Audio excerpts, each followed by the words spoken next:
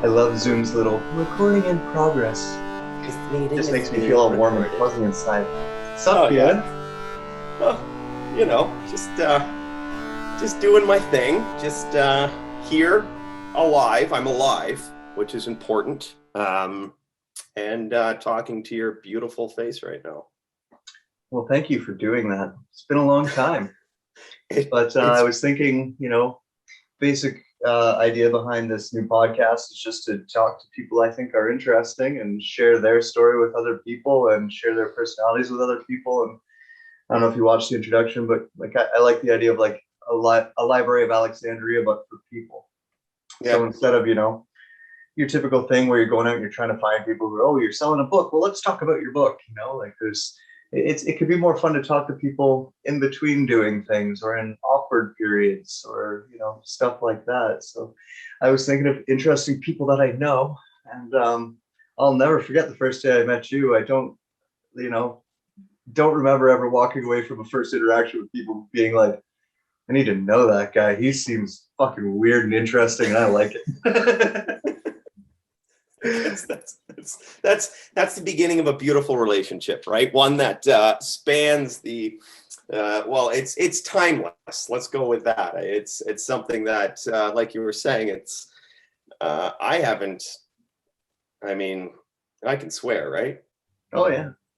Okay. Well, shit. I have not interacted with you like this. I mean, online with social media, but I have not interacted with you in eons. And talking to you on social media, and now it's like I saw you yesterday. So Right. there's something to that, Yeah, like if I look over there, I can see you hanging off of a ladder with your balls out.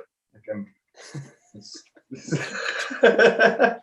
That was heavily inspired by the movie Waiting. And Yes. if anyone has not seen that, it is a beautiful representation, a quite accurate representation of the service industry. And I believe both you and I, among others, try to bring that into the real world with all the shenanigans, so to speak. Yeah, I believe that little ditty was called The Curious George, if I remember correctly, which is an appropriate name. And yeah, it's an excellent industry for finding personalities. That's for sure. Like even if you just think about where we met, that particular restaurant, and the dishwasher that would pretend like he was passing out to get sent home. We had other kids chucking pizzas across the kitchen so that they could go home and play WoW. Like the amount of personalities that you find, especially when you start getting into like bartenders and career servers, which I'm sure you share fair share of. Oh, yeah, that's speaking of which, I mean, that was my first foray into the service industry, and I learned a lot. Before that, it was funny because I was very much introverted. I was very much sort of, I'm not going to say a loner. I had my friends, maybe an extroverted introvert, but I remember my dad was like, okay, because I would go up north and visit. It was the cottage at the time, but they since have bought their place and live up there full time. And he said, all right, I worked at a marina, then I worked with him fixing up the cottage. And he said, here, you're going to do this. And I said, okay, I guess. And I remember the first time going there and sitting down and watching those beautiful, and honestly, it's right out of that Shenanigans movie, watching those videos, the Boston Pizza, where it was like, you're on stage now, so you got to make sure that everyone feels comfortable. And although it may be the 100th person you've seen, you're the first person they've seen. You're on stage, and it was funny, and it helped me kind of break out of my shell, so to speak. But it also led to years of drug and alcohol abuse. So I guess life has a balance to it. Hell yeah. I mean, that's probably, it's almost impossible to go in and out of that industry without dabbling yourself, and it's definitely impossible without being just surrounded by it. Like it becomes part of the lifestyle because you spend so much time there, especially because if you think of like the hours of the day, it's not like your 9 to 5 crowd where people get off at 5, go home and have dinner at 6, and then kind of go out or do whatever, right?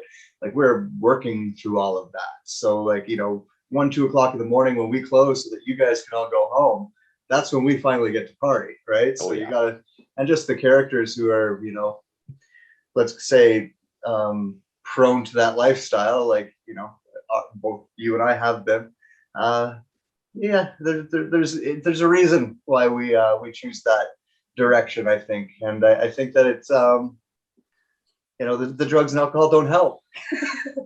Oh no, it sinks you further into that hole, and it's like, I don't know, I picture it as, those from a 80s horror film or something like that, Evil Dead or something, these skeleton hands just kind of grabbing onto you and just pulling you down, and you're like, okay, well, I guess I'm doing this now. And you just you join the rest of the skeleton crew and you hang on for dear life. And it's a rough industry. And out of my entire family, I got an older and younger sister, a mother and a father. And my father has not been in the industry. And whenever we'd go out to dinner, the rest of us would, my sisters, my mom wouldn't do it, but we'd stack the plates up. And I remember my dad just being like, well, why don't you just go take them to the kitchen and wash them for them? And you're like, no, it's like this.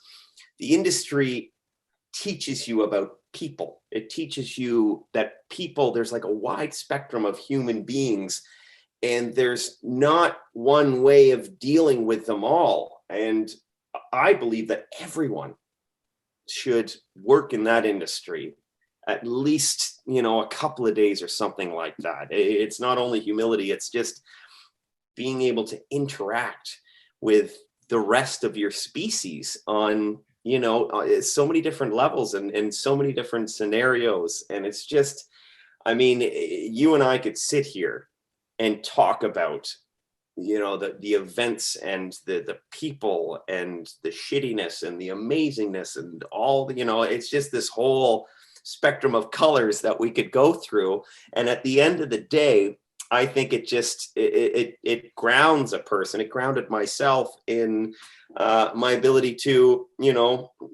walk through life encountering human beings. And I think that's important. And I think a lot of people, especially with what's going on today, there's a loss of that, where people are either shouting at each other or, it's just, there's extremes, and getting down to the root of communication is in my opinion a little bit lost. And it's an art you learn, and it's an art that's sort of shoved in your face in that industry.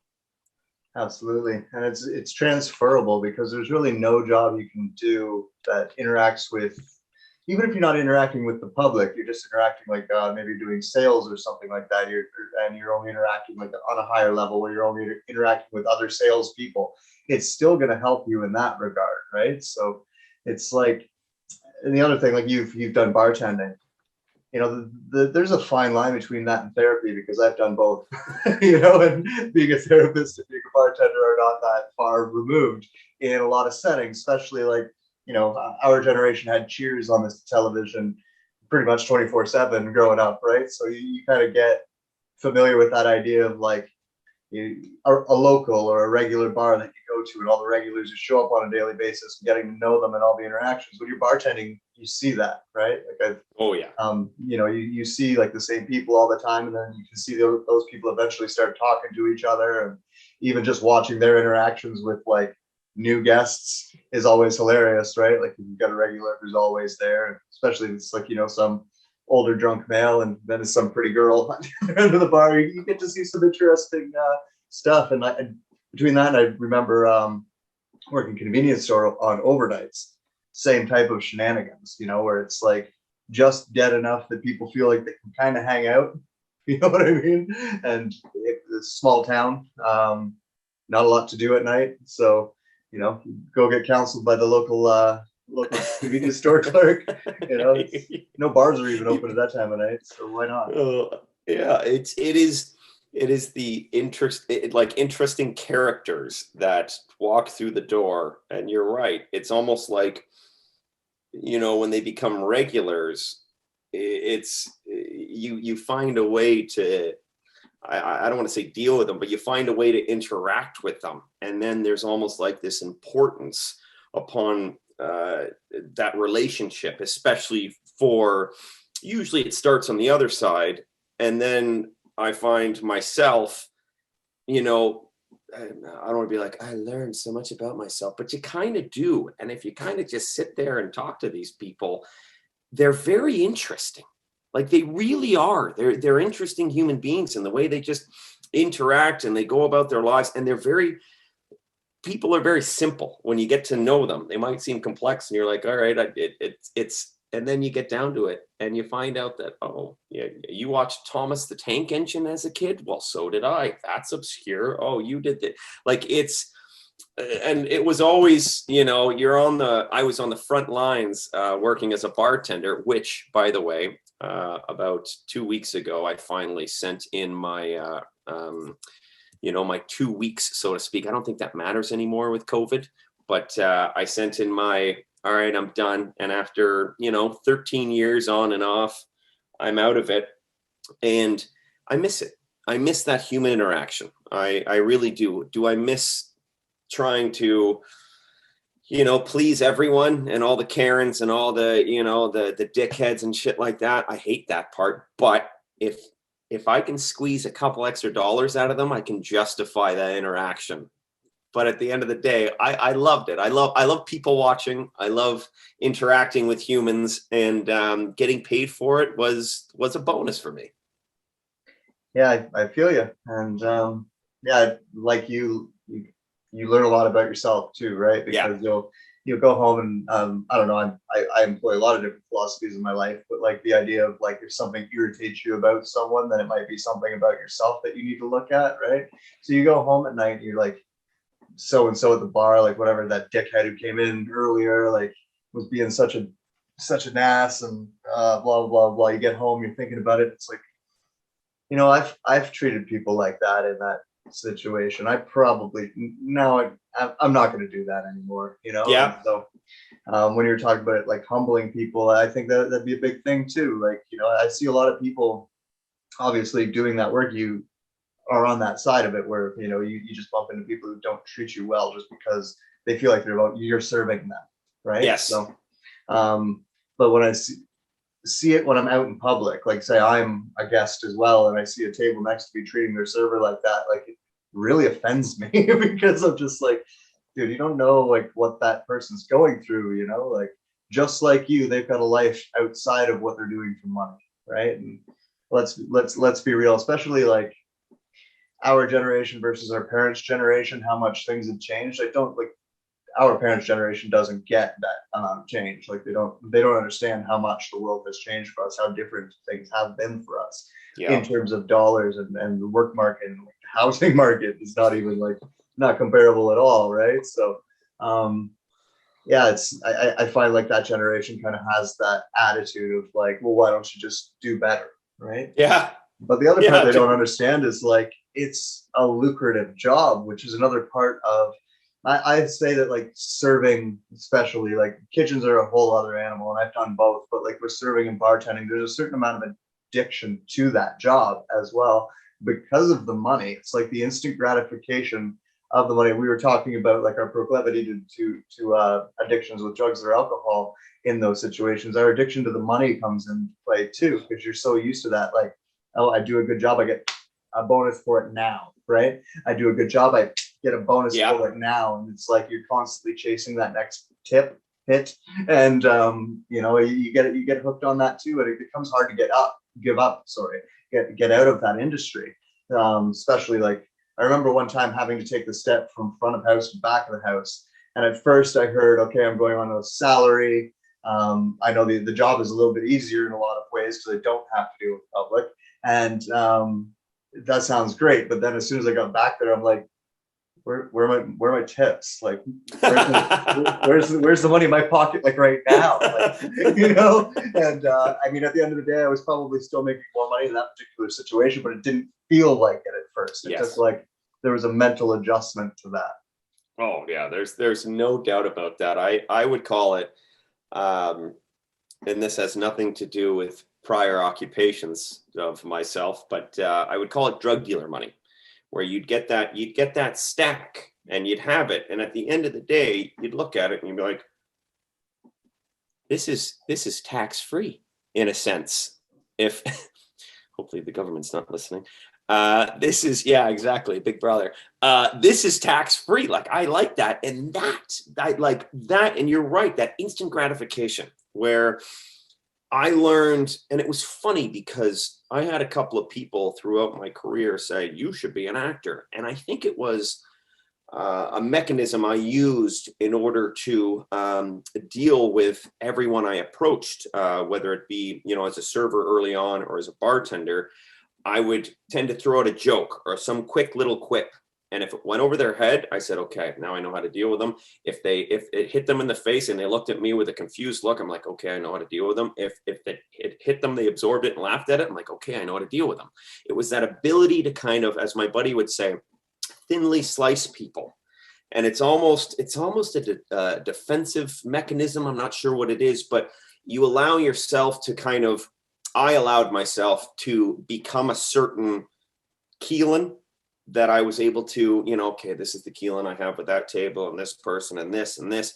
And at the end of the day, it was all about, obviously you want to give people a good time. Like, that's why they're there. They want to enjoy themselves, whether it be a party of, dudes or, people on a Tinder date or an elderly couple, whatever it is. You wanted to make sure that people had a good time. But at the same time, and at the end of the day, they're to do a job.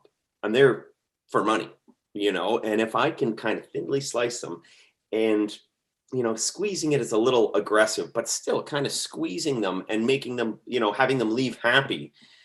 I think it's a win-win situation. And getting the cash at the end of the day, my God, I work a job now where the tax man knows exactly how much I make. And I learned that last year. And the tax man came to me upon tax time and he took all of my money. Like, he took it all. And that was for the first time in my life, I realized, there are a lot of negatives with, that industry, but there are, as many positives to balance it out. And in closing with this, I think at the end of the day, it was the people I worked with. The job sucks. It's kind of, it's just, here, you're my servant, you're doing this, and you kind of have to multitask, and I suck at multitasking, but it was the people. And that's what I learned from working with yourself. It was that fun stuff that we could bring out and say, okay, this sucks. We're in the weeds, but we can actually make fun of it and we can come together. And it's that family, that cohesive family that happens. I don't know, because I haven't worked in a lot of other jobs, but that family, like, I still talk to Adam Tompkins, and it's like those, and yourself, and there's those people that you ground yourself in, and it's like, frig, I made a friend for life, in the trenches. Right. And it feels like it's in the trenches more than other types of jobs, because like it's the nature of the beast that, like, when you're getting hit, and like, especially that place we were at, like that was pure insanity, right? Like, I moved to a city of 3.5 million people and still haven't had an experience as crazy living that. Same. You know what I mean? Like, it was insanity. But it gets hard, it gets crazy, and you want to throw things, and you want to yell at people, but you can't. So you take it out on each other a little bit, you know what I mean? But you love each other enough to, like, let it go when it understand too much, Yeah. But then you also, like you said, create the fun stuff. Like, when we do have the downtime, we're having a blast. Yeah. Right? Like, everybody's joking, and it kind of makes up for the fact that we just hated each other for the last 3 hours. And we hated the world, we hated each other, we hated everybody in this bitch. we were, but now everything's cool. Like, it's over. Like, let's go. Let's drop it and move on to the next thing. But yeah, it's great industry for people. And there's so many different looks within it. Like, you can work at so many different types of establishments and get so many different looks at, clientele in general, and then just like how to deal with different people in different atmospheres. Like, working a family restaurant, way different than working a pub, way different than just bartending, right? So there's a lot to be learned through that industry, and yeah, some of the best characters I've ever found came through that. That's for sure. Oh, and I know, like, when I was able to translate that into, even just while going through and studying psychology, it helped a lot, because I had like a a constant, what would it, testing ground. Yeah, Like yeah. I could like literally try things out and see how things worked, and see, response patterns and whatnot that, helped me in studying.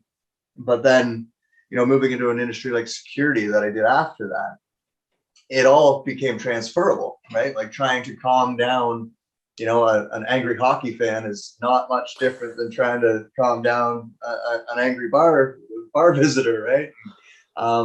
Dealing with a family versus dealing with a couple teenagers, and dealing with like in security, I dealt with a lot of famous people, and just knowing even how to interact with them, because even where we were, we would have hockey teams occasionally come in, the occasional like local celebrity or something like that would come by. So you learn skills that you can put into pretty much anything that you're going to do. And then moving on to something even more creative like music for me, and I like acting for you, right? Or like and what you do with which I want to get to, those fucking clips you make for Instagram are hilarious. But yeah, like it gives you fuel for all, like, or inspiration for pretty much any type of work you may do. Yeah, it's humans. That's what I've learned. Like now that I'm a property manager, and going back to saying that everyone should work in the hospitality industry. It's at the end of the day, it's humans. Like just dealing with humans, and there's such a wide spectrum of them, but at the same time, there's almost, you can almost, carbon copy where, oh, that person's kind of like that, and that person's kind of like that. The spectrum's only so wide. I mean, everyone's an individual and everyone's unique like a snowflake, but there's just, you can kind of, get a sense and get a feel because of the industry, the hospitality industry. And then you're like, oh, okay, well, I can, that person was kind of like the person I had back. And it's just dealing with people, because people are funky. Like people are, I don't know. I guess that's why I love people watching and just, interacting in a sense where, now I have the ability to, keep my 6 feet, an arm's length distance away from human beings. I don't have them in my space demanding that I, make this and do that. But it's just, people, dealing with people is such an interesting thing. It's draining, it's rewarding, but at the end of the day, like I've learned, if I was to not work in that hospitality industry, I do not think I could be a property manager. And just a quick thing, I had we have to get the water shut off at the mall. I manage because we have to update our fire safety systems. And honestly, this is what I've learned in life. Nobody really knows what they're doing. Like I've encountered people that are so-called professionals in their field, and I know more about their field than they do. And that makes me feel not so, you fake it till you make it. I still am, but at the same time, it's like, oh, you're doing that. Oh, you're doing that. Oh, okay. Let's do this, guys. But we have to shut the water off. And I had a lady that owns a Montessori school call me, and just absolutely the nicest, sweetest lady. Like, we've always been great. Call me and absolutely freak out on me. And I'm sitting there saying, like, what's going on? I didn't see that side. And then you see, there's always a different side to people. And then their real side comes out, and you're like, oh, there you are. You're like so-and-so that I dealt with at the bar back in the day. And it's such a funky thing. But I got off track there. But it's people. At the end of the day, it's, my ability, your ability, anyone's ability to deal with human beings, because that's kind of what makes the world go round. Like, that's just, it's very interesting. And the hospitality industry has given us a solid foundation for doing so. Absolutely. And on this podcast, there's certain words that I'm going to do our best to avoid, but are topics of today. There's a kind of an affliction going around the world right now, and it's got a name. So, and I like to call it the joy. The joy? You can catch the joy, you can spread the joy. Yeah. You know, Everyone loves the joy. exactly. And then there's a solution for the joy, which we're going to call a lollipop. Lollipop, yeah. Right? And then there's some people who are kind of sugar free. So there seems to be this really big push to pit those two, you know, the people who have enjoyed the lollipop and have received their lollipops, and the people who have remained sugar free. There seems to be this like pitting of them against each other. And I think that, you know, the type of skills we were just talking about, the type of, you know, learning experiences that we were just talking about are lost on a lot of people. And it's really showing right now. Yes. Right. Once again, through those experiences, you can learn how, you know, the businessman at the bar and the borderline homeless guy dude at the bar can have a conversation and be at the same level. You know, and so when you see things like this going on, it's really disappointing that they didn't get to have that experience at some point in time, because they would find this a lot easier, because it doesn't have to be the way that, you know, it's all playing out. And I'm sure, you know, you live in the same city as I do, so I'm sure you've seen the same type of nonsense that I have. And it's like, it's all through our media if you're in Toronto. So yeah, it's just really sad that people don't give other people, you know, the space and compassion and understanding that they truly do deserve. Everyone kind of I think we tend to judge people by our own standards of like what we've been through and what we would do in our own circumstances, that we don't really consider what other people's circumstances really are. And so you'll have like both sides of that debate, you know, the lollipoppers hating the sugar-free and the people who are sugar-free hating the other side, and there's just no need for it. I mean, it's definitely more hate coming from one side, but at the same time, there's just no need for it. No, there really isn't. And I've noticed that. I mean, being cooped up in my 700 square foot apartment here with the lady that moved in a couple of years ago. And let me just say that going through this time, I think we can deal with each other. And I think it's going to work out, because we literally live on top of each other here, which is a blessing. And I love you, Rachel. But I've noticed there is I don't know, it might sound cheesy. I can't say it sounds cheesy, because that's how I live my life, but there's a vibration, there's an energy. And I feel like kind of shit has energy. There's a transfer of energy between people, whether it's, you know, people talking to each other, looking at each other, you know, physical, whatever. But there's an energy and a vibration now that I don't think I've ever encountered in my entire life.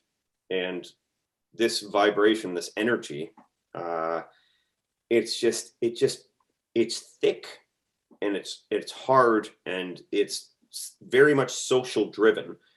And it's like people don't want to give you eye contact. They don't want to interact. And if they do, they're on the defensive. And if something is out of place, then they go on the offensive. And so that means that, you know, I find myself at times not wanting to interact with people. And I love interacting with people. I'll go to the LCBO and say, you know, it's, oh, hey, sir, how's it going? I'll be like, you know what, living the dream. And they'll kind of snap out of it and be like, oh, that's good. I'll be like, well, you know that, you gotta remember that nightmares are technically dreams. Like, oh, that's good. Like, I love that interaction with people. Like, I just, you know, breaking that monotony of just the, you know, the ants in a line and everyone just sort of doing their job. And I don't get that as much anymore. And it's a shame, because you're right. There's this divide, and there's these two armies on either side, and they're frothing at the mouth. And you're right. The one army is definitely more, well, you know, did you hear on the, and it's like, just stop, just we're all in this together. We're all on this ship together. We're all, if it's sinking, if it's not, whatever, but we're all in this together. So shut the fuck up, stop yelling at each other, and just, like, I would love the kumbaya, but it's not going to happen. And I hope that this division, this fissure, isn't like a fucking canyon by now, but I have this fear that it is, and it makes me sad because I absolutely love human beings, having dealt with them on and off for 13 years. It worries me, and to land the plane here, the most positive thing I loved about the lockdown was driving. I could get from my place at the harbor front to the 401 in 15 minutes. And now, and that's probably the only thing, I actually got a rest from the industry too, which is great. But now I find that people driving around they're angry, they're aggressive, it's just, there's that vibration and the energy in the air, and I can't foresee this being rectified in the near future, and it worries me. Yeah, it's worrying me too, on a lot of different fronts.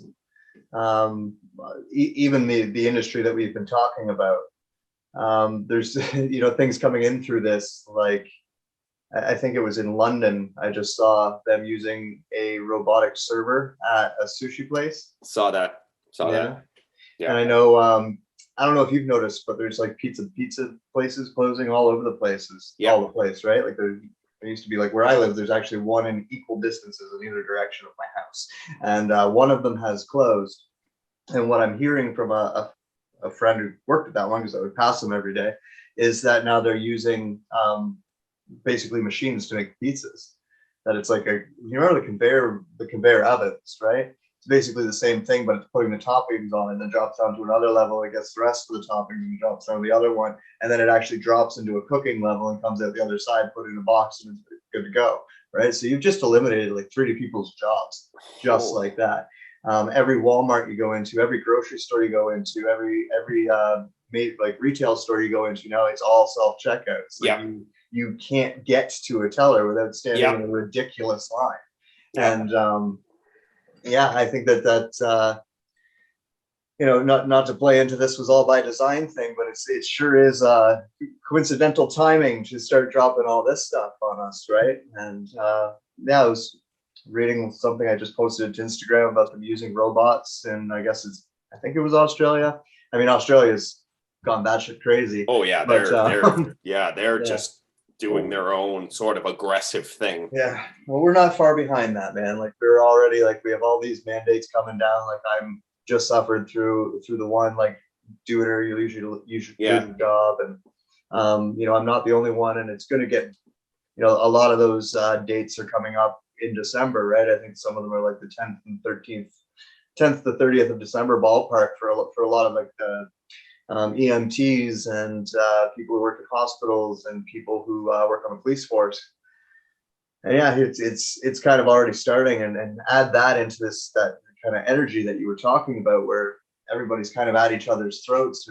It's getting really, really difficult to balance. It is kind of worrisome, right? And yeah, especially like how much of the media has been like movies and stuff that we could go over the last little while. Like we're pretty much living through Black Mirror, right? So, but yeah, interesting times. I think that I think it's important for us to talk about it, though, which is part of why I've started this channel now, and to strike up conversations. Not that I want that to be the sole topic of any of them, of course, but just the way that this world is going, I think we need to be talking about it, and I think people need to have a place to share with other people what they think about it, because, if we're all kind of just keeping to ourselves and not really saying anything, then it's really easy to see, oh, everybody feels this way about it, or everyone feels this way about it, right? So, well, that's the other side of it. And have you seen, which opened my eyes up, and I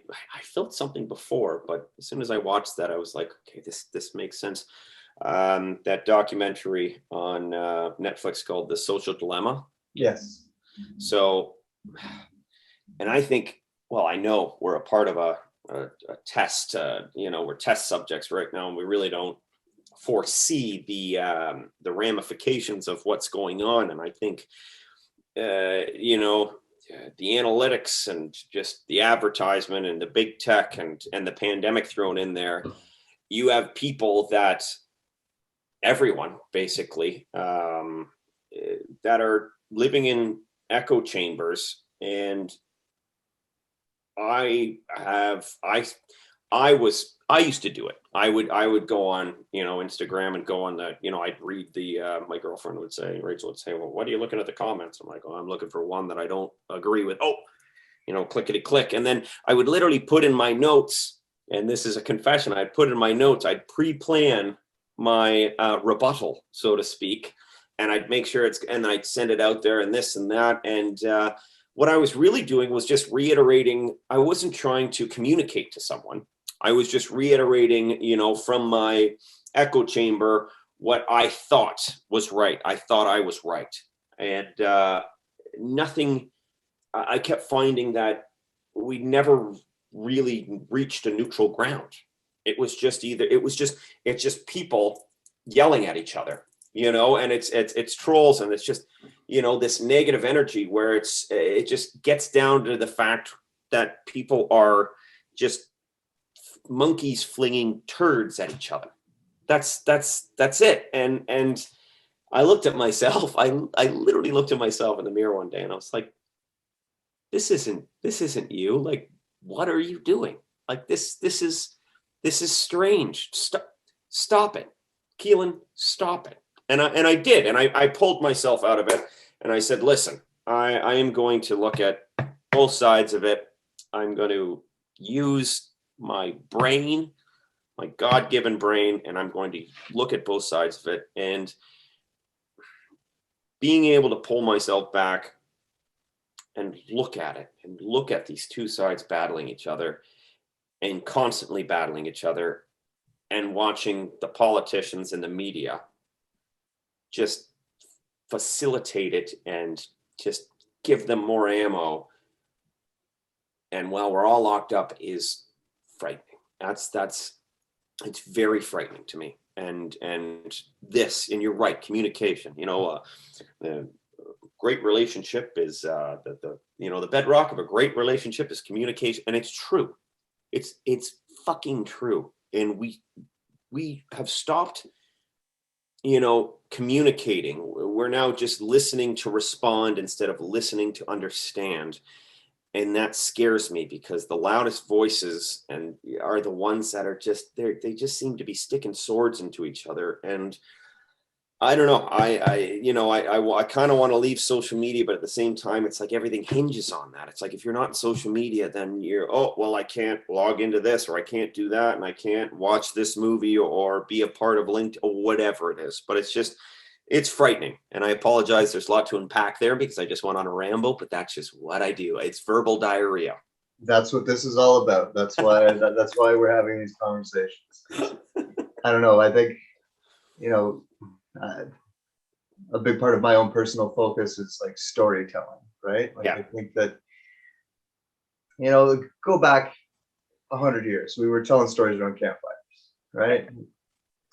Then you had the radio, and then you had you would listen to a radio program, and you'd have to use your imagination to fill in all those gaps, right? You didn't have any kind of visual aid. You have to listen to a baseball game on the radio. I remember doing that as a kid, camping with my uncle. You'd be listening to the fucking Blue Jays game on the radio, and he hits one over to left field, and you're trying to, you're doing exactly that. You're kind of like looking around, trying to visualize what this would all look like.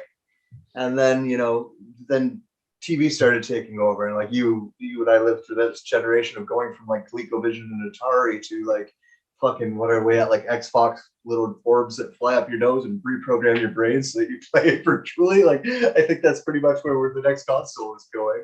And all within that short of time, our imagination has been more or less ripped away from us. Right. Yes. And I think that our imagination plays a big part in a lot of what we are, right, as people.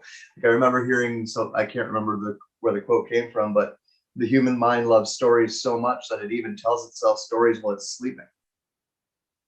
Or dreams, right? Take it. And I think that now that all of our stories are pre-programmed for us, I think that we're kind of losing that. I think that that's causing a kind of breakdown in the way that we emotionally communicate because we don't have this medium to express ourselves through for everybody, right? Or people, it's almost like becoming a lost art of storytelling. But I mean, you still see it in, like, even back in the 90s with like MTV Unplugged, series like that, where you hear the singer songwriter talking a little bit between songs, right? Like explaining what the song was about. Like there's just it adds a storytelling aspect to it that, you know, coming together and having conversations. That's what we're doing, right? Like we're not. Look at my phone. Look at a 2-hour video of my day, right? Like, no, you're summing that down into a story and you're trying to communicate it. So you're trying to learn what the essence of it is, what what's the point, right? Like, why are you even sharing this? And in doing so, I think that you utilize your imagination in such a way that you can empathize with other people better. Yeah. Right. Because that way, when I come across someone and they're, why aren't you doing this? I told you to do this. They're scared. They're confused. They're doing what they think is right too. Right. And if you can use your imagination in that way, it'll make it a lot easier to not take it too personally in those situations. Yeah. And that doesn't mean that you say nothing, because I do think that you should say something back. I just don't think you have to scream back at them. I think that it's very possible for you to just say, this is my side of it. Have a nice day, right? And kind of leave it at that. I remember one time I wasn't intentionally not wearing a mask on the TTC. I wore a mask all day for work, and I had taken it off on my way to the TTC. I forgot to put it back on when I got on the TTC, and someone said something to me about, like, well, what you don't care? You're just going to not wear a mask, right? And I was kind of like, actually, no, I'm not. Like, thank you for asking. And then they kind of huffed and puffed, and as I turned around, I did take out my mask and put it on, because it's not. I just kind of wanted to make the point that you don't really need to be in my face about this. There are a million and two reasons why I could not be wearing this right now, right? And there's a reason why I'm on. There's cameras everywhere. Like, don't you think that if But that's the other part of it. And I think this is probably, I can't speak for any other country other than what I hear from people who I speak to in other countries, which are a lot, but even still, like, I think Canada is pretty bad for the amount we are self-policing. You know what I mean? Like the way that the public is going at the public, and the media is going at the public, and everything like that. It's like the message that is going across is so one-sided, to the point where the prime minister of our country is actually subcategorizing, like, the members of our country, as something's a little bit broken in that way. Not sure what the solution is, though. Oh, fuck. I guess we'll find out, through the democratic process. I'm not really entirely sure what that means anymore, if it means much at all. But no, you're right. It's going back to that, to the communication, and now everything is just in your phone. I remember the first time somebody tried to show me fireworks in their phone, like they recorded fireworks, and they took the time to record fireworks. And I remember looking at it on their phone, and it was just kind of like, and I thought to myself, the whole point of fireworks is to sit there and just be in awe and be wowed at the grand spectacle of it all, and feel it, and that human moment, that living in the now, the power of now. And for someone to say, okay, hang on a second, I gotta, and just watching on the phone, I remember kind of looking up at them, and they're looking at the phone, like, because that was their interpretation of that live event. It wasn't just like, wow, it was like this, look at the wait for this one. And I'm looking on this tiny little screen, like, and I find people are just shrinking more and more. And, you've seen the memes. and the pictures and everything else about how the phone is, you know, everything. I mean, you got a supercomputer in your pocket. As my math teacher would say, well, you better learn this because you won't have a calculator in your pocket. Well, I got a fucking calculator in my damn pocket, plus some. I got the information of the world, but the information of the world has not made us smarter. It's made us lazier, in my opinion. But I found that aspect of everything combined with, like I was talking about before, the echo chamber. And you're right. It has further divided people, and the self-policing. My mom, I mean, she forgot, you know, her mask or something. It's my mom. And she forgot her mask somewhere, and she had this other, you know, lady or person call her a Karen. And almost made her cry. You know what I mean? And I was like, okay, and it was up in Bracebridge. And I'm like, where is this? I swear to God, like what the, you know, but that's what it is people are ready to, you know, get their spears and their pitchforks and be like, all right, Frankenstein, you know, you're in the wrong because the media and everyone else told me so. And, you know, and God, it's that vibration, man. It's just, I don't think, you know, people are like, well, when things get back to normal, is there going to be a normal? Does not seem that way. You know, it doesn't. I don't know how you know, it's kind of like a bad relationship. It's like we've been in like the whole world has been in a bad relationship for a long time, and it's a good way to put it. We just crossed a deal breaker. Like we crossed a point of no return. You know, there's no way we can all look at each other the same way without drastic changes after, you know, all of the nonsense that has come out in our world in the last year and a half. You know what I mean? Between just what you can observe between like the human animal and their inability to cohabitate, or, you know, our government and what their nonsense, like whether you want to believe it's ignorance or you want to believe it's some type of evil, it's irrelevant what the cause is. The result is blunder. You know what I mean?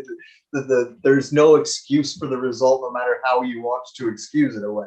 So either way, there's a problem that needs to be fixed, and we're not going to do it if we can't talk about it, which like seems to be the problem. Like the fact that I even have to come up with code words, like code words to avoid like potentially having a fucking stupid conversation between a few hundred people shut down. You know what I mean? Like that's nonsense. That's insanity. But that's the world we're in today. And yeah, how do you go back to normal after that? Right? Like I've got kids, they're a little bit older, but even still, like from today forward, like they're not living in the same world I lived in at their age at all. And that's not just because of the internet. And that's not just because of the marvels of technology. That's because of the way society has fundamentally started to eat itself. Yes. That's the way it goes. It's eating its own tail. Yeah. And I read a lot of history, and I focus a lot on storytelling, and I know, like, you know, these arcs of like the rise and fall of like different civilizations that we've seen over time, and all the indicators are there. You know, like people hate it when you start making comparisons to now to, you know, say World War II, but you know, everything starts somewhere, and it's all a matter of like where people finally put their foot down.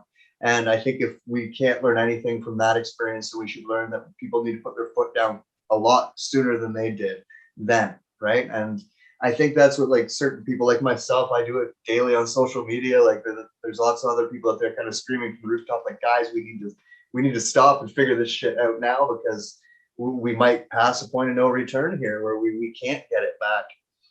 And yeah, maybe we already have, but I'm hoping that even if we have, that, you know, it's not going to be, you know, there's still people like you out there, you know, like, and that gives me hope. Oh, dude, I think that's the most important thing. You know, that, you know, what's the name of the first Star Wars movie? I guess it's episode 4, you know, A New Hope, as cheesy as that sci-fi reference is, but it's true. I mean, there's always, if there is that, God, I don't want to sound so cheesy, but if there's always that, there's always something. And I think, you know, humans at their core, their essence, there's always that ability to, you know, look on the bright side and hope for the best. And I think no matter what. And maybe it's just because I watch too many goddamn movies, but no matter what, I think at the end of the day, this can't last forever, as far as people, trying to bite each other's fucking heads off, because it can't. It just doesn't, in my brain, it just doesn't make sense, because it doesn't. And maybe that's because it's so new, but I don't think shit's going to shift that far over to the point where, we're going to do. And if it does, I mean, how do you get to peace? You got to go through war, and heaven forbid, it is that. But at the end of the day, I am hopeful as well. And, you probably know this, but because of my shitty ass lungs, I had to I didn't have to, because it was my choice, but I lollipopped, and lollipopped. That's what the kids are going to be using these days. I lollipopped because and it was, I have a cousin that's a doctor, and a brother-in-law, and they said, yeah, sure, why not? So I said, decide, whatever. I was never a flu lollipopper. I was never anything. I dealt with it. I'm young and stuff like that, but I did it. The lady did it. And, but am I sitting here attacking other people for not doing that? Like, that's, for me, is the weird part. And at the other side, nobody's attacking me that hasn't done it, because that's where that, sort of separation, that dichotomy, that attacking, it's like, and to touch on what we were talking about before, I remember my father telling me, getting emotional and using emotions is such an easy way out, because that's just because that person's afraid, or that person's upset, or whatever, and they, that's easy. It's a very primal way of going about things. And I just find that, I don't know, I'm hopeful, because it's the only scenario for myself, for me, that makes sense moving forward. And I understand, because it scares me the way things are happening. And although I've gotten it, I don't know if I wish I would have said I wouldn't have gotten it, but I see other, like the group, and it's weird to put, like you said, it's that group and that group, and it's weird to put so many people into groups. Okay, that's black and that's white, that's left and that's right, and just to say, okay, well, you can't participate. Like, that to me doesn't make sense. It doesn't at all. Like, it really doesn't. And, talking to my cousin and my brother-in-law, and, reading this and that, but it just doesn't make sense. And that's the part that really, really scares me. And that's the part that keeps pushing this divide. And don't even get me started on having an election during all that, because that was just yeah, that was icing on our stupid cake here in Canada, right? It's like, what better way to spend our energies, set our attention, and fucking spend our money. People are people are going homeless. People are like unable to pay rent. There's like all these people now out of work. People not going back to work, people not being able to start their businesses again because they can't get employees because of this and that. And oh man, like, and at the same time, yeah, let's call it an election to do what? Like, you literally, it wasn't even a step forward for them, right? Like, they didn't even take a step forward. All they really did was like divide the vote, like take a few votes away from the NDP and give them to the PPC. Really, that's all that really happened. That's all it did. Like, you know what I mean? Or like, take a few votes away from the Conservatives and give them the PPC is really all they managed to do by calling this election when they did. And man, yeah, I know, it's bizarre. Like, it's, like I said, I look at it, and it just doesn't, that part doesn't make sense. And then they just keep pushing it. And because I'm not on either side. I was never on either side. And I remember when I was younger, it was, the whole 9/11. It was either George. I remember thinking about it this way. It was George Bush or Michael Moore. Because Michael Moore did that whole thing, George Bush, and I remember sort of coming of age and being able to use, that thing inside my skull. And I thought, that's kind of weird. It's the polarization of not even just a certain situation, but just everything in its entirety. And why aren't people looking for that gray area in between? I get it. It takes effort.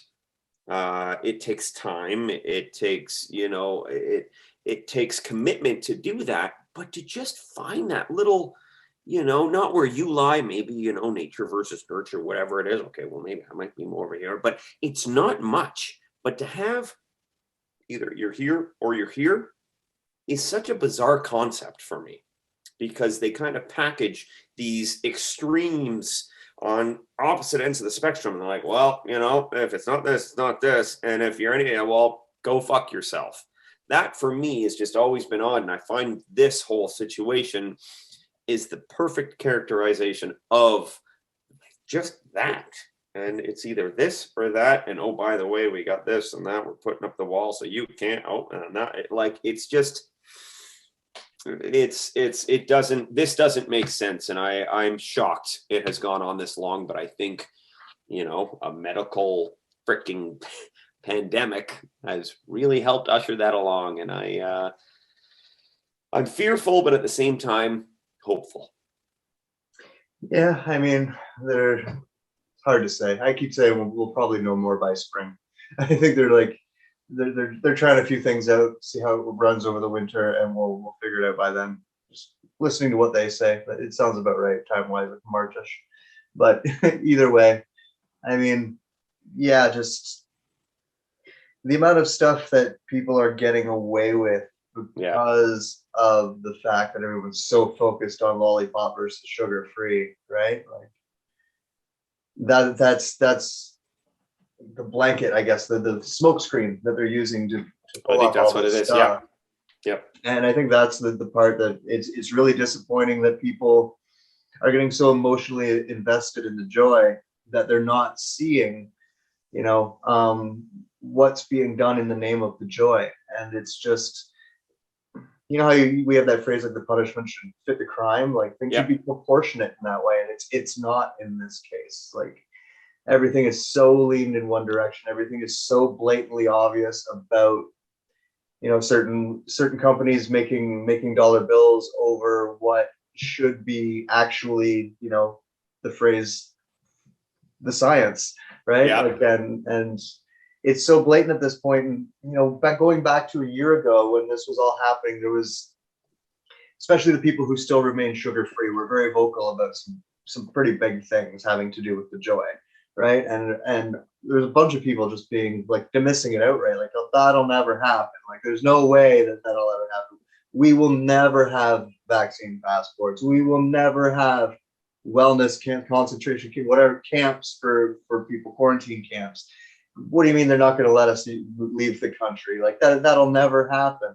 And then even like once the lollipop was available, oh well, it's just 2. Well, no, it's actually probably going to be 3, and it sounds like 4, 5, 6, and 8. If you listen to what our government did when they bought boosters right up to 2024, do you really think your government paid for all of those and doesn't intend to use them?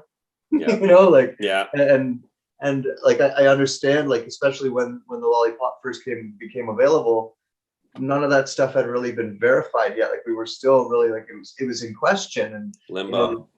Now that it has, it's like you actually kind of half said it there. Like, do I wish I didn't do it? You know what I mean? Like, and there's a lot of people in that boat now too, right?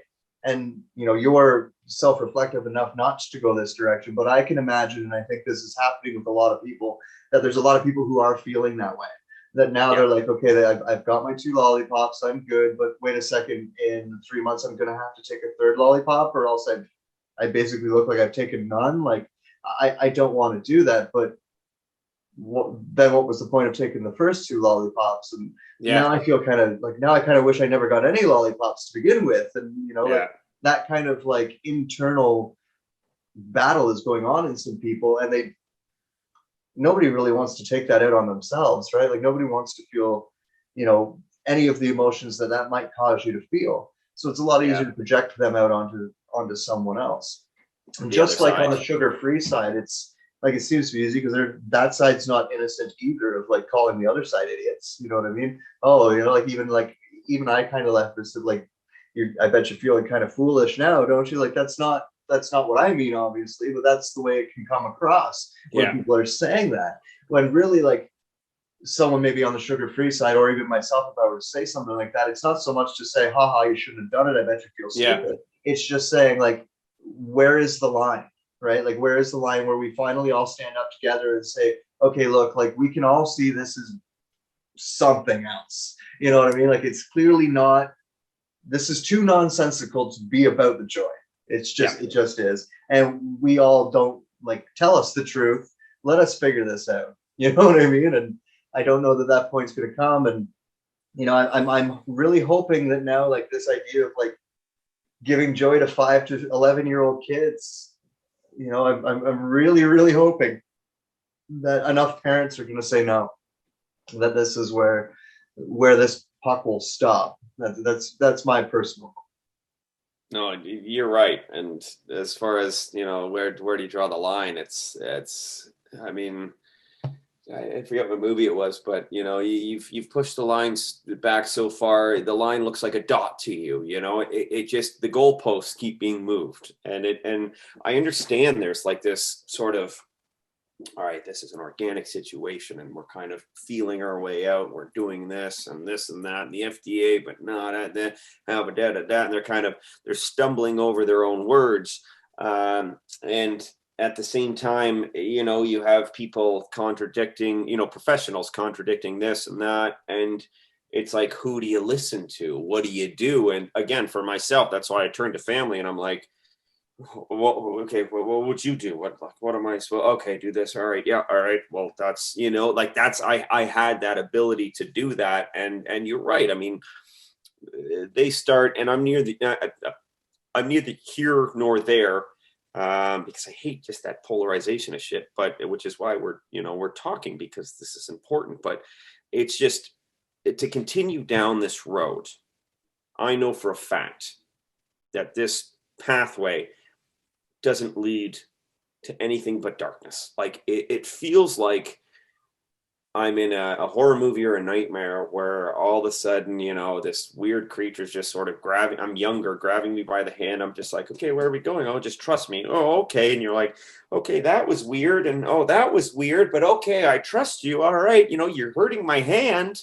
You're hurting my, you know what I mean? And you start to pull back, and they're like, no, too late. Here you go. And it feels like that sort of downward spiral of just shut up, do what we say, don't question what we say, and pay your taxes. And please pay your taxes, yeah, so that we could totally mismanage them and not give you like, poppers for explanation for either. Just to say that because I did the CERB thing, and shame on me, but I just got something in the mail that says, oh, hey, we paid you $2,000 extra. You owe us $2,000. We made a mistake. You owe us. I just got that in the mail. We made a mistake. You owe us. Yeah. Like just today, I got that, and I'm like, okay, well, like what? Anyway, it's such a bizarre world we live in right now, and that's why this is important. That's right. Why this is important, because God, more people need to do this. It's and I'm not going to say you're one side and I'm the other, but we're finding that little gray area in between, and that is like the most important thing people can do. You're a beautiful man with a beautiful beard and a wonderful soul, and I take pride in the fact that you call me your friend and I can call you mine, and this this is important. Well, thank you, and so are you, my friend. I'm like, this will probably be the first one that I upload, and I'm very happy that it's you. So, thanks for doing that. And another very important thing is like, let's restore the fuck the Snyderverse already. Like, can we just get this done? Like, come on, like, Come on, man. What's the big fucking deal, motherfuckers? Like, let's just get this done. I think the proof is in the result. Did you not watch Justice League? Thank you. I wore that for you today. The Killing Joke. Yes. Yeah. Like the 2017. We're not even going to talk about that, but that didn't happen. That Justice League. That man's a creep. He's probably a pedo. I don't know. I can't throw stuff out there like that. I apologize, Joss Whedon. I actually don't. But that Snyder cut was. I just watching it, and I watched it in its entirety, and there were chunks of it where I was like, this is like, film noir, beautiful, just soulful. He just put his shit into it. And I read online, and I stopped looking at the critics online, but people like, the music sucked and it didn't make sense. But for me, absolutely everything made sense. That Flash scene that they cut out, the whole Cyborg story arc that was basically the backbone of the entire thing. I mean, it was just, and then Black Superman and Batman's not sitting there cracking jokes like oh, well, Snyder doesn't understand the characters. You're like, have you watched fucking Joss Whedon's version of it? Right. Oh yeah, I think, to be honest, Snyder's like, I love zombie movies. George Romero's been like a big hero of mine fucking forever. So I remember, I think it was like 2004, hearing that some guy I've never heard of is about to remake Dawn of the Dead. Right. Film it in fucking Canada. I think they filmed it like Thornton or something like that. And like this Zack Snyder dude that I've never even heard of gets to remake one of the greatest zombie films ever, and I'm supposed to just be okay with this, And then the movie came out, and I watched it. And I was like, I love Zack Snyder. Like, dude, you win.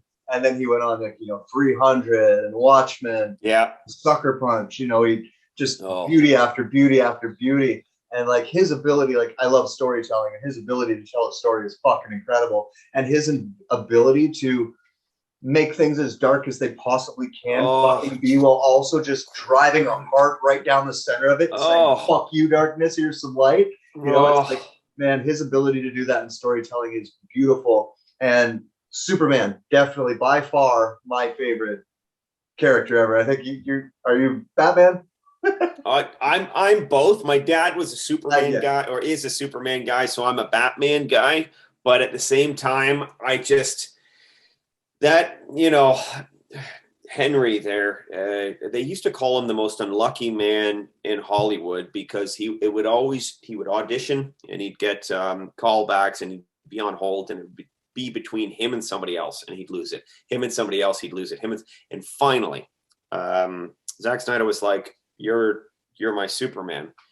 And he's a fantastic Superman. And to see, I love Man of Steel. Fucking love Man of Steel. People give Batman versus Superman. I loved it. And I love the director's, the Ultimate Edition. And then having his arc, sort of fully realized in the Justice League there, was like, fuck, when he just came in there, and Steppenwolf was like this, and he's, he just not impressed. And just like, it was like, because Superman, Boy Scout is what they call him. He holds back. He's a good guy. He's from Kansas. I mean, originally from a Canadian writer, but he's from Kansas. He's this, he's that, this. But Superman, and I don't know if you've recently watched the Injustice cartoon. I haven't. Based on it was games, fine. right? Yeah, it was fine. It was watered down. Why does WB and they just? But the Injustice thing, it was, Superman, unhinged, and I cannot think of another superhero, or, I'm sure there's a couple of beings here, there, and everywhere, like Darkseid, obviously, because he's his, opposite. But you unhinge Superman, who's going to beat him? I know Batman will. I have contingency plans, shit like that. Superman could fly around the earth and, you know, stick his finger through his throat and kill him instantly. I don't care what you say, you know, how smart you are and the world's greatest detective. And I absolutely love Batman, but it was Snyder did him justice, and I absolutely loved it. I loved his calm demeanor. I loved his, you know, sort of hometown Lois without throwing it out. And side note, Man of Steel. When I was an actor and I had to cry in scenes, as cheesy as this sounds, not cheesy because that's what I do. I would go to the point where Jonathan Kent, when he grabs the dog from the car and the tornado's coming, and he looks at, and Clark goes out and he looks at Clark and he says like this, and the tornado comes up every single time. Waterworks. Like I said, maybe it's my daddy issues. I don't know. Probably. I have an Irish father, so. No, I loved the arc of everything, and I could watch it over and over again. And I'm, you know, 10 for 10 for restore the Snyderverse. Will it happen? I don't know. Not less. Yeah, not less. Like HBO's taking some big risks lately, so maybe we can count on them to make another one.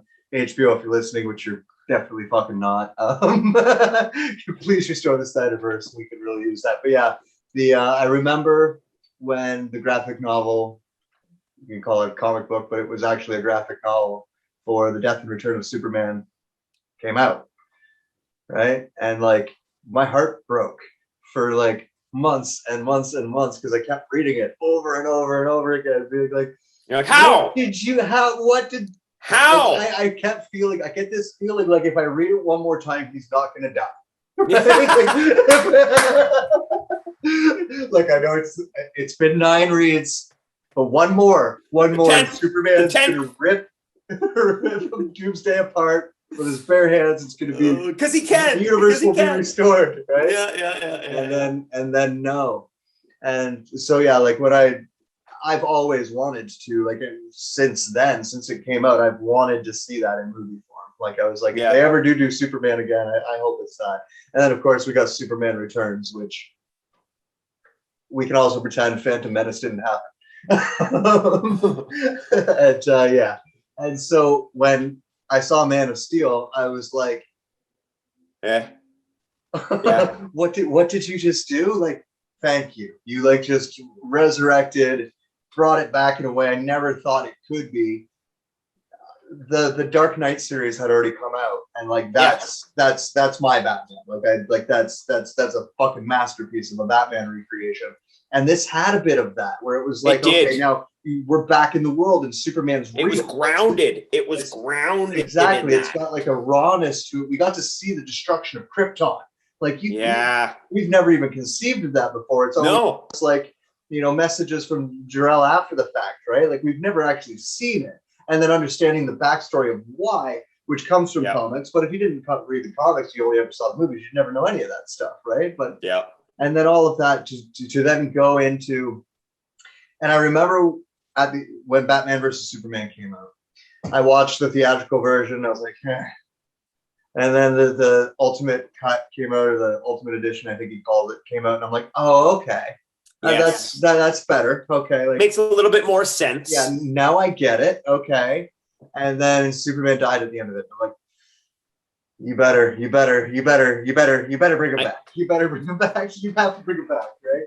And then when, you know, I was following it all as Justice League was getting made, and what went on with Zach and his daughter and Joss taking over and all that nonsense, and then saw the actual theatrical music movie, and like it made me cry. To be honest, it made me cry, but not because I was moved by the movie.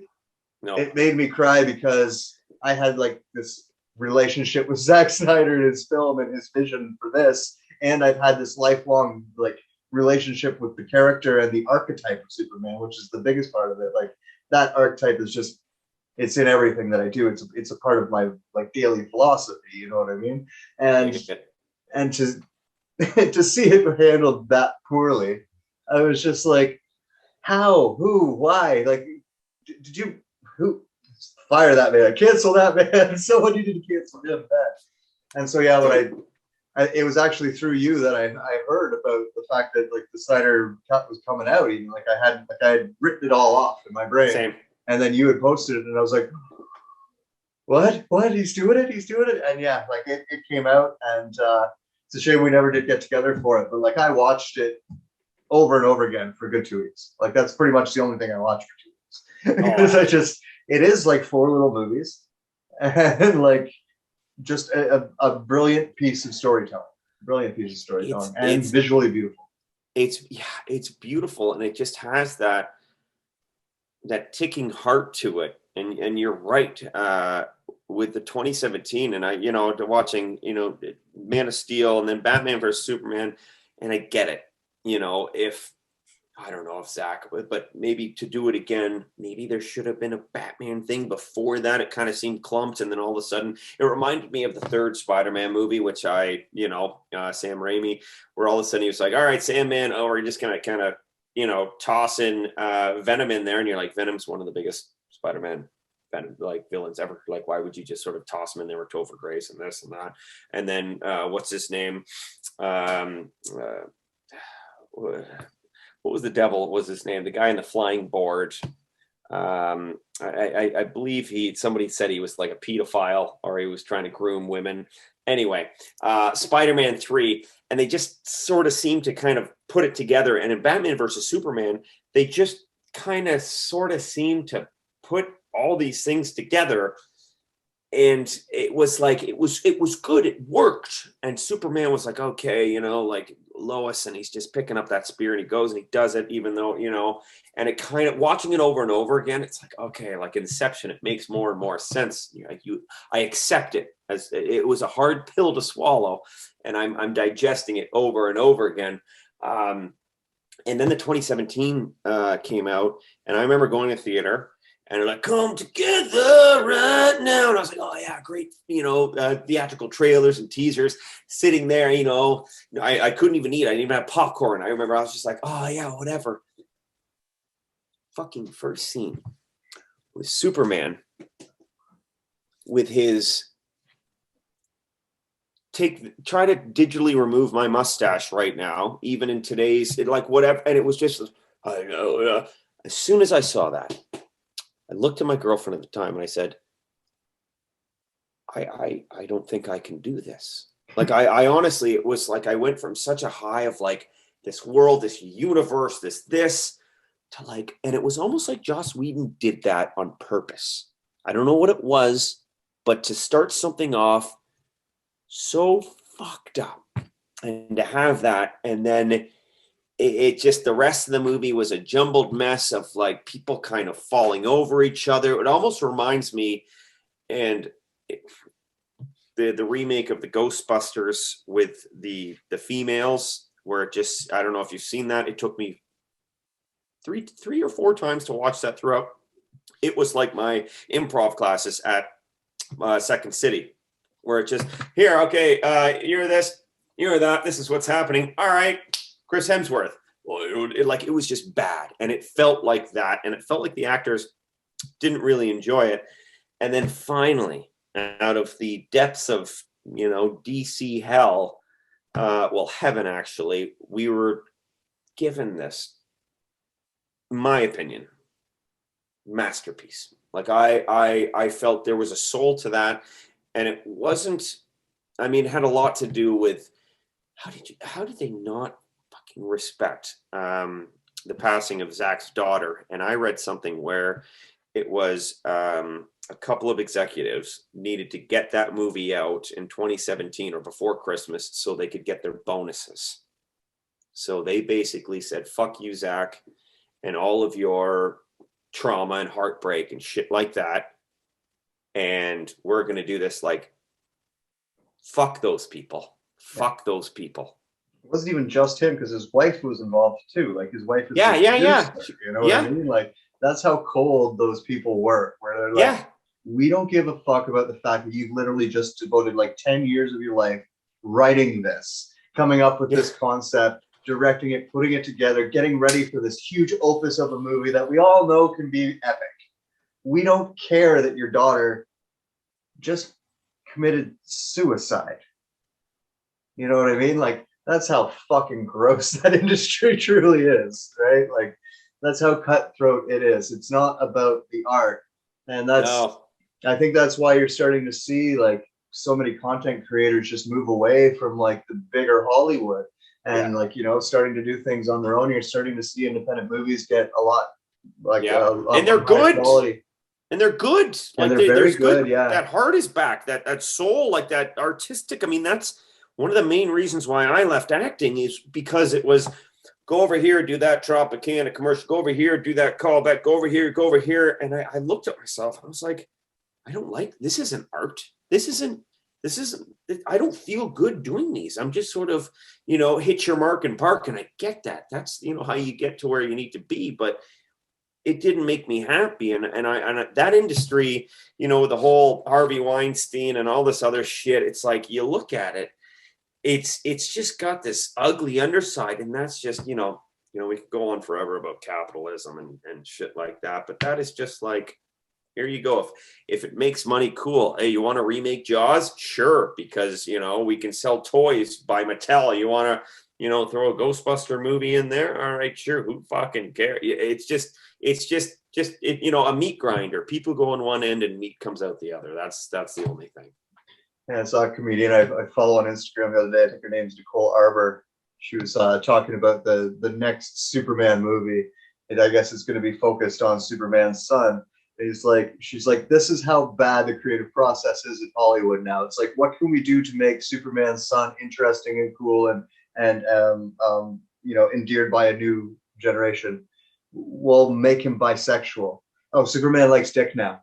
Like that's the best they got. And they named him after Kal-El, Clark's dad, John. So it's Jonathan Kent, and he is a bisexual.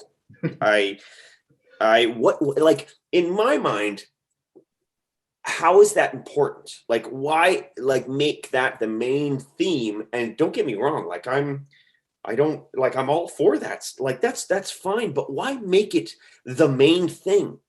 That part of it doesn't make sense. Sure, if it's off to the side and something happens or whatever, cool. But it's like main cover, main thing, and you're supposed to be like, all right, yeah, that fucking makes sense. All right, keep it coming. Like that just doesn't.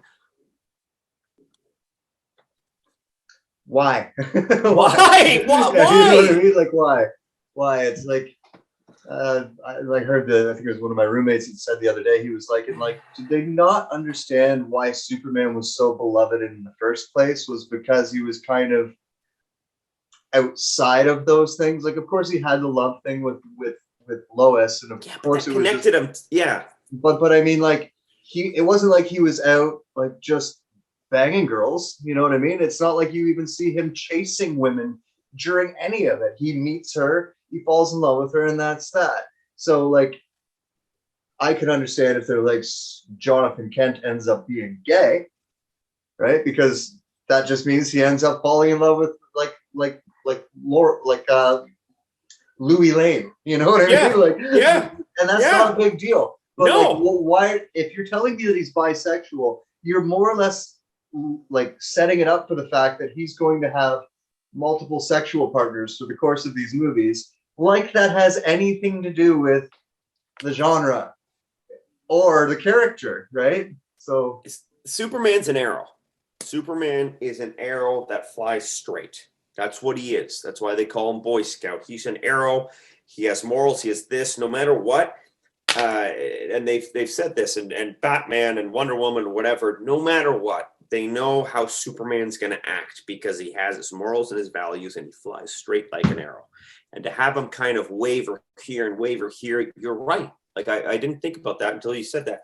It totally diminishes what literally that symbol means, what Superman is. Like it doesn't make sense, and it's kind of bizarre that that they went in that direction. And again, and you're right, like his son, that's great, that's but to make him sort of like, I'm gonna flip here and I'm gonna flip there, and by the way, this is the most important thing about me, oh, by the way, I'm Superman's son, here we go, blah, blah, blah, blah. Like it just, that superheroes, like the archetypal structure of superheroes are, they represent, various sort of standards. They have, I will do this, but I won't do that. Oh, I might have this. Oh, okay. And there's a very fine line between a hero and a villain. And you could call a lot of villains heroes. It's just they see the world a little differently. They're like, okay, well, something happened, so therefore this, or I had this happen, or whatever. But the superheroes, they have, like Batman, he doesn't kill. Like, he has one thing. Like, they have this one honor, this one view, this arrow, and to just sort of tarnish. I don't want to say tarnish. It's kind of tarnish, to diminish that, extreme and foundational attribute just seems like a waste of time to me, in my professional opinion. Well, that's it. It's not that I'm against any aspect of it other than why. Like, why, like, and to be honest, like, going back to that joke, or the joke that led me into this, I mean, like, that's the best you guys can do. You know what I mean? To make the evolution of the Superman series interesting is to bring, wokeness into this. Like, come on, guys. Like, what are we doing? It's lazy. It's a lazy move. Yeah.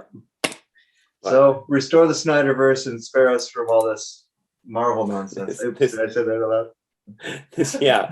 Well, it's a repetitive pattern, which I got to be honest with you, when I watched it and the whole thing, and when it culminated, Endgame, Infinity War, I liked them both, but it kind of ended up where it was supposed to end up. And, sitting back and looking at that whole arc of everything, whoa, they took all these movies and they did this. And there's a vision. You sit back and you chop up that whole thing, and you lay it out, and it was well done. I do have a feeling that there was a couple of points there where they're like, okay, well, we're just going to sneak that one in there, and that one's in the timeline or whatever. Yeah, we meant to do, Kevin Feige, we meant to do this the entire time, but it worked out. It was well done. I mean, you can't discredit that. And having Robert Downey Jr., I mean, one of the first Blu-rays I got with my PS3, my super expensive PS3, when Blu-rays were that price, was Iron Man. And I used to watch it over and over again, mainly because it was my only Blu-ray, but I loved it. I mean, it's Robert Downey Jr. Who doesn't love Robert Downey Jr.? And to have him as the backbone of the arc of everything is fantastic. Now that they're breaking off, with Eternals, and I watched what's her name, Black Widow, which is, and a couple other things, and I'm like, I feel like they're hanging on to that formula, but the formula's not there anymore. I feel like they're just, well, unless they have some big Infinity War Endgame storyline planned for the future, then yeah, what else do you do? Like, you did, and I agree, like, they did a great job of pulling that all off. And I thought they would stop. You know what I mean? So did I. Like, silly me, but I really thought that they would stop. Yeah. No. And it's just, it's and with the Eternals, and I look at the Eternals, I'm like, I'm not really. And they're like, oh, why did you step in with Thanos? It's like, oh, well, we're not supposed to do this because of this. And, at the end of the day, it's like, well, there's various parts of that doesn't make sense. Because I remember reading the comics about what makes Thanos. And at the end of the day, I don't know. We'll see what happens. But I think they're just going to just pipeline all that shit through Disney. I mean, you ain't got Disney Plus. You ain't got like The Simpsons and LucasArts. And it's going to be Disney's Apple, I think, Disney's Facebook Apple by the end of the day, with Tesla put on the back end of it. They're going to be our overlord, and we're just going to have to sit here and just get their shit slapped into our face and be like, please, sir, may I have some more? I don't know. That may be the perfect place to wrap this up. I love you. By the way, I just want to let everyone know that I'm drinking whiskey out of a whiskey glass. I thought I'd try to be fancy. I was also doing vodka out of this. So some say I have a drinking problem. Some say I'm a ex-bartender. I don't know, but all I do know is that I had a great time talking to you, sir. Likewise, my friend. I love you dearly. You were an amazing human being. You're hilarious. People should definitely follow your Instagram stories because they are fucking funny. I'll just be like, there's some mornings I'll wake up and you'll have uploaded them, I guess, the night before, and I'm like sitting there drinking coffee. You've probably made me spit coffee at least 3 different times. So thank you for that. Hey man, it's absolute pleasure, and I'm glad we were able to do this as many times as I pushed it off. But this was great, and I hope we can do this again and eventually meet up and do a real person high five and maybe actually take time to watch Zack Snyder's Justice League or just shoot the shit, man. It's been a pleasure, and you're a beautiful man with a beautiful soul, and I love your face. I love you too, man. Thank you very much. And bye, everybody at home. All right, toodles.